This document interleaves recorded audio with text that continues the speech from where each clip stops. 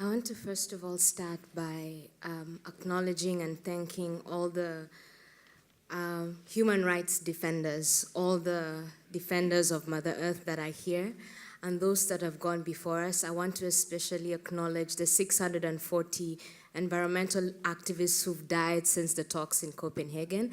And I also want to specifically mention Ken Saro-Wiwa, who has been a leading light in my coming to my own activism as a young African woman.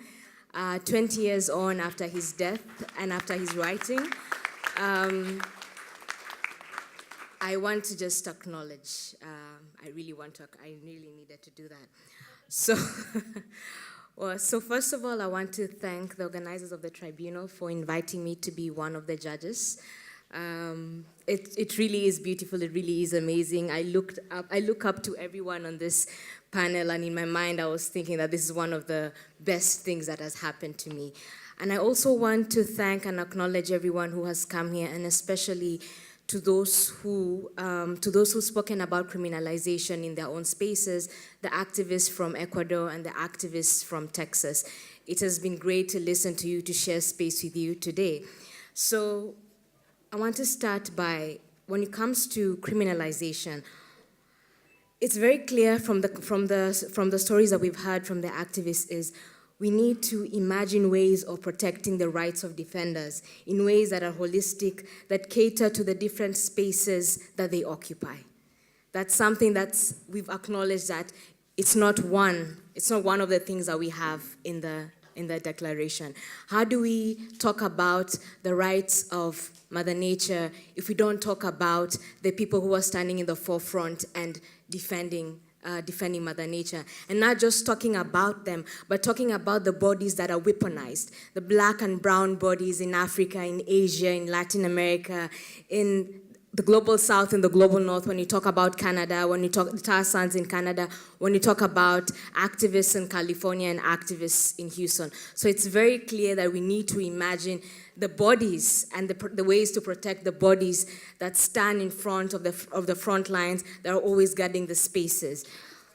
We also need to, the issue of criminalization of these defenders, we also need to look at this as a way to further enrich our discussions and understanding of the systemic and structural issues, such as capitalism and patriarchy. We need to borrow from, if I should say this, a feminist analysis of how this functions. It's not just about criminalization. We need to build our understanding of the system using the criminalization of these defenders.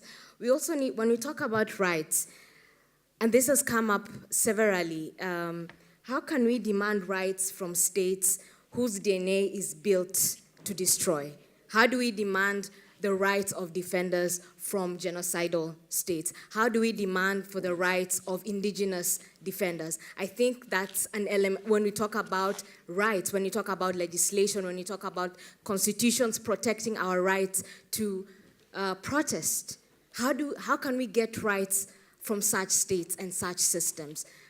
I acknowledge that our parliaments and our courts are still valuable sites of struggle, but we must go beyond acknowledging the fact that these spaces are valuable sites of struggle and reimagine new ways, new spaces. When you talk about legislation, when you talk about courts, when you talk about parliaments, we definitely do need to reimagine that. Otherwise, it's impossible for the rights of defenders to be protected from systems and spaces that are created to continue privileging the already privileged.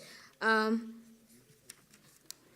the same time, our conception of criminalization has to go beyond legislation, the legislation that is being used to stop protesters on the streets, legislation that is being used to stop the convoy of buses from this country to this other country. We need to look at, when you talk about criminalization, we need to capture the myriad of ways and spaces, such as our education systems, that make us passive, that make it okay to criminalize activism. And I'll borrow a very personal story that I did not know of Ken Saro-Wiwa until I was 21 years old. And I found out about him because I was reading one of the last short stories that he wrote before he died, Africa Kills Her Son. That is how I came to know Ken Saro-Wiwa. My understanding of Ken Saro-Wiwa as the environmental activist came much later. So we need to also transform spaces that we have. It's not just criminalization, and again, it's a heavy word. I don't want us to only conceptualize criminalization as legislation, but there are other ways, other spaces that stop people from acting out against injustice. And just maybe just to continue just a little bit more, we need a systems approach to the climate crisis. We need to talk about racism. We need to talk about class issue. We need to talk about colonization. We need to talk about patriarchy. We need to unpack what we mean by climate justice. We definitely need to borrow the ideas of climate justice from the defenders who we've seen here today. What does climate justice mean to activists in Texas? What does climate justice mean to defenders who are undocumented in spaces where borders are reinforced? We also need to understand climate justice from a perspective, from that particular perspective. We also need to reimagine our energy system, challenging and transforming our economic systems, transforming gender relations, resisting the privatization of the commons, our seeds, the privatization of our seeds, water, and land.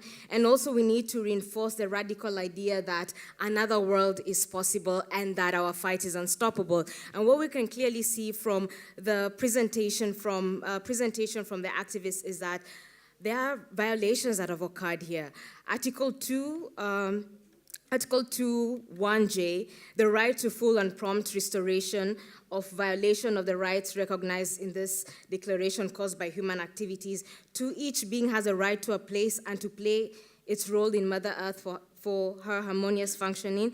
And 3, every being has a right to well-being and to live free from torture or cruel treatment by human beings.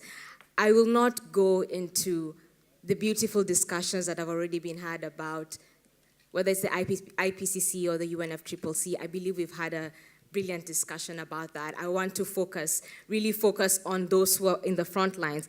And maybe just as a final, as I leave the stage, I want to leave with the words of Audre Lorde, a wonderful feminist that a lot of us, especially feminists of color, look to, that there's no such thing as a single issue struggle, because we do not live single issue lives. And again, I want to salute every single